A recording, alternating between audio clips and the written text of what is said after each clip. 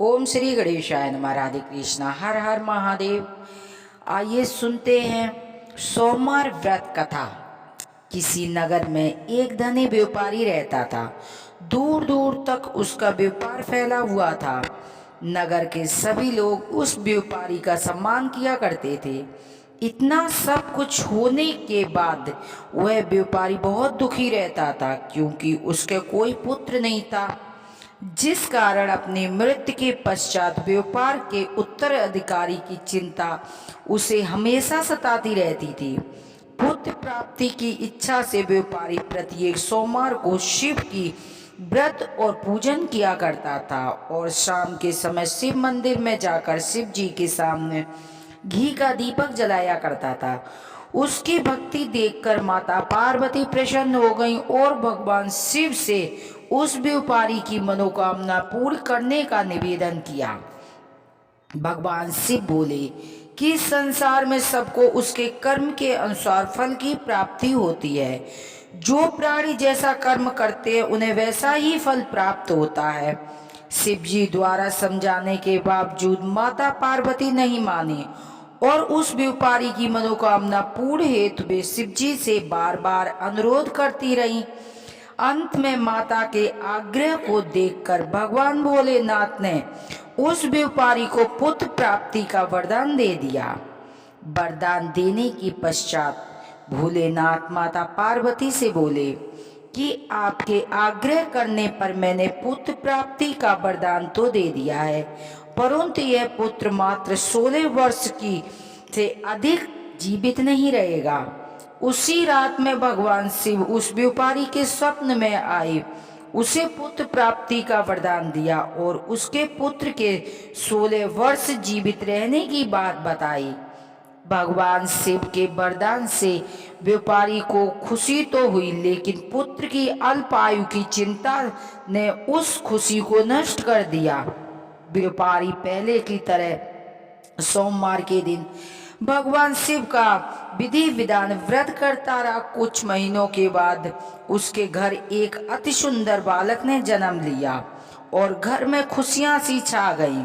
बहुत धूमधाम से पुत्र का जन्म समारोह मनाया गया, परंतु व्यापारी को पुत्र जन्म की अधिक खुशी नहीं हुई, क्योंकि उसे पुत्र की अल्प आयु के रहस्य का पता था। जब पुत्र 12 वर्ष का हुआ तो व्यापारी ने उसे उसके मामा के साथ पढ़ने के लिए वाराणसी भेज दिया। लड़का अपने मामा के साथ शिक्षा प्राप्त हेतु चला गया। रास्ते में जहाँ भी मामा भांजे विश्राम करते थे, रुकते थे, वहीं यज्ञ और ब्राह्मणों को भोजन कराते थे।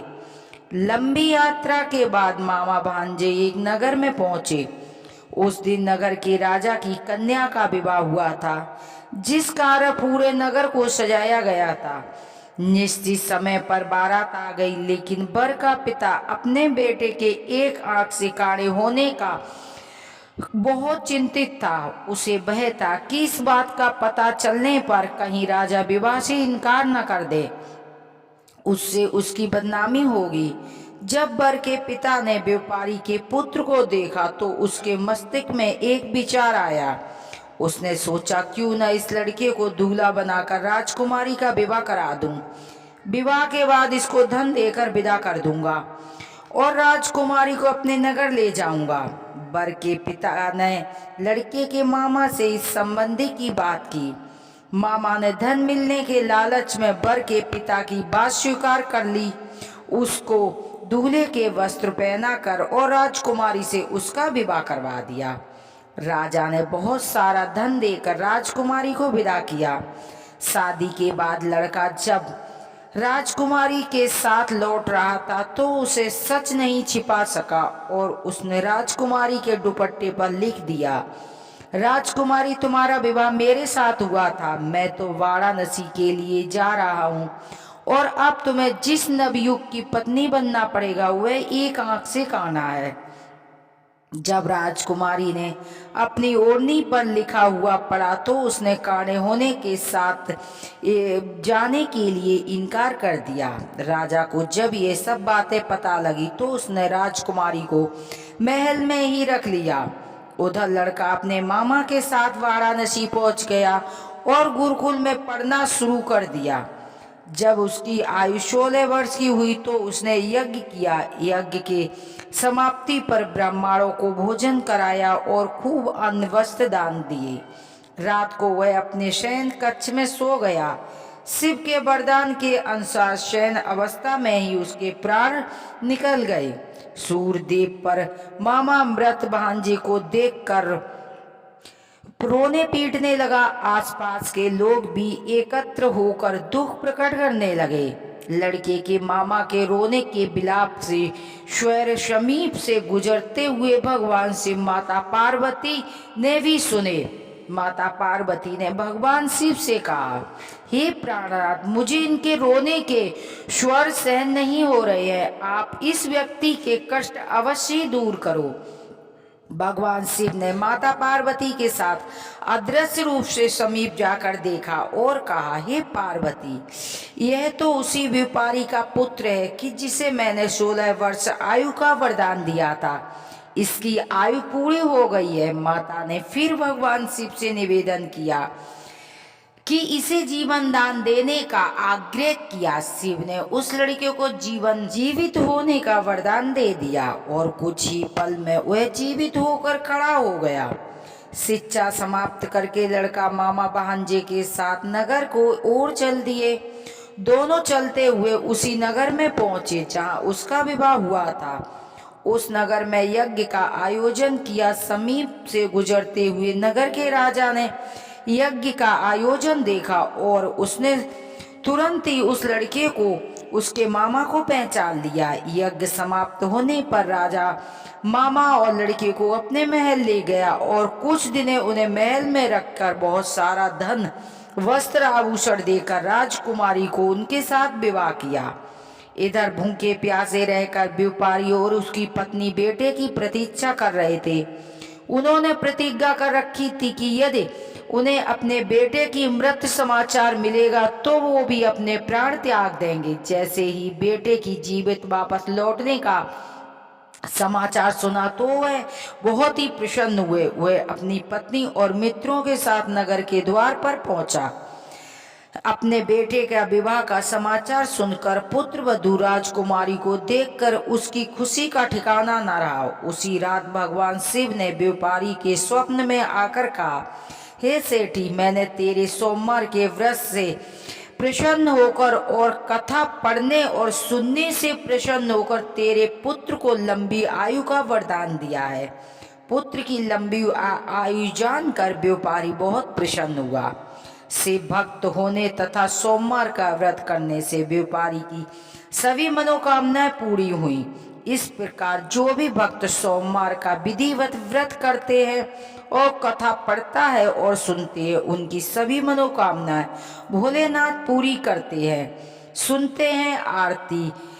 कथा आरती के बिना अधूरी मानी जाती है। ओम जय शिव ओमकारा, भोले हरि शिव ओमकारा, ब्रह्मा विष्णु सदा शिव हरि धागी धारा। ओम जय हरे हरे महादेव।